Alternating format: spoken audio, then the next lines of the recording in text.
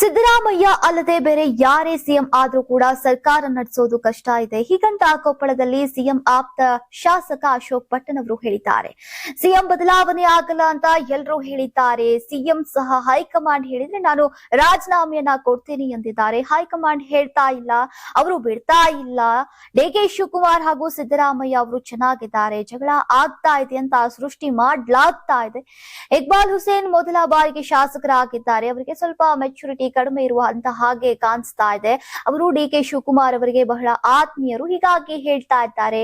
DK Shivakumar ಅವರು ನನಗೂ ಕೂಡ ಆತ್ಮೀಯರು, ಅವರು ಸಿಎಂ ಆದ್ರೆ ನನಗೂ ಸಂತೋಷ.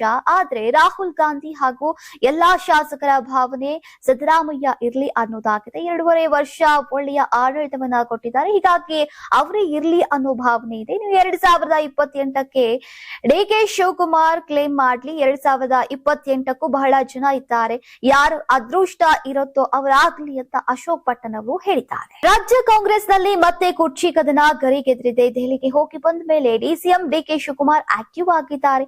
ಪವರ್ ಶೇರಿಂಗ್ ಚರ್ಚೆಯ ನಡುವೆ ಅಂತಾರಾಷ್ಟ್ರೀಯ ಅಣೆಕಟ್ಟು ಸುರಕ್ಷತಾ ಸಮ್ಮೇಳನ 2026ರ ಕಾರ್ಯಕ್ರಮದಲ್ಲಿ ಸಿಎಂ ಸಿದ್ದರಾಮಯ್ಯ ಹಾಗೂ ಡಿಸಿಎಂ ಡಿಕೆ ಶಿವಕುಮಾರ್ ಒಟ್ಟಿಗೆ ವೇದಿಕೆಯನ್ನ ಹಂಚಿಕೊಂಡಿದ್ರು. ಅಕ್ಕಪಕ್ಕದಲ್ಲಿ ಕೂತಿದ್ರು ಕೂಡ ಇಬ್ಬರು ನಾಯಕರು ಮಾತನಾಡಲಿಲ್ಲ.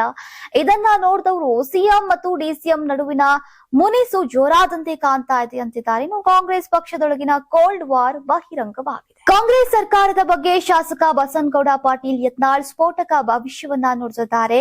ಈ ಸರ್ಕಾರ ಪತನವಾಗುವ ಹಂತಕ್ಕೆ ಬರ್ತಾ ಇದೆ. ವಿದೇಶ ಪ್ರವಾಸ ಅಧ್ಯಯನಕ್ಕಾಗಿ ಅಲ್ಲ, ಯಾರ ಪರ ಎಷ್ಟು ಶಾಸಕರಿದ್ದಾರೆ ಅನ್ನೋದನ್ನ ತೋರಿಸಿಕೊಳ್ಳೋಕೆ ಸಿದ್ದರಾಮಯ್ಯ ಡಿಕೆ ಶಿವಕುಮಾರ್ ಸರ್ಕಸ್ ಅನ್ನ ಮಾಡ್ತಿದ್ದಾರೆ.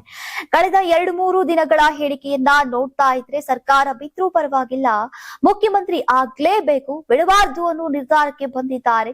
ಸಿದ್ದರಾಮಯ್ಯನವರು ಸಿಎಂ ಕುರ್ಚಿ ಬಿಡಬಾರ್ದು ಅಂತ ಗಟ್ಟಿಯಾಗಿ ಹಿಡ್ಕೊಂಡು ಕೂತಿದ್ದಾರೆ.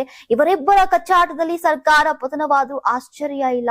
ಇನ್ನು ರಾಹುಲ್ ಗಾಂಧಿ ಪಾಕಿಸ್ತಾನ್ ಚೀನಾ ಏಜೆಂಟ್ ಇದ್ದಂತೆ, ಅವರ ಡಿಎನ್ಎ ಟೆಸ್ಟ್ ಮಾಡಬೇಕು, ವಿರೋಧ ಪಕ್ಷವಾಗಿ ದೇಶದ ಸಮಸ್ಯೆಗಳ ಬಗ್ಗೆ ಚರ್ಚಿಸಬೇಕು. ಅದನ್ನ ಬಿಟ್ಟು ಲೋಕಸಭೆಯಲ್ಲಿ ಚಿಲ್ಲರೆಯಾಗಿ ಆಡ್ತಾ ಇದ್ದಾರೆ ಅಂತ ಉಡುಪಿಯಲ್ಲಿ ಯತ್ನಾಳ್ ಅವರು ಕುಟುಕಿದ್ದಾರೆ.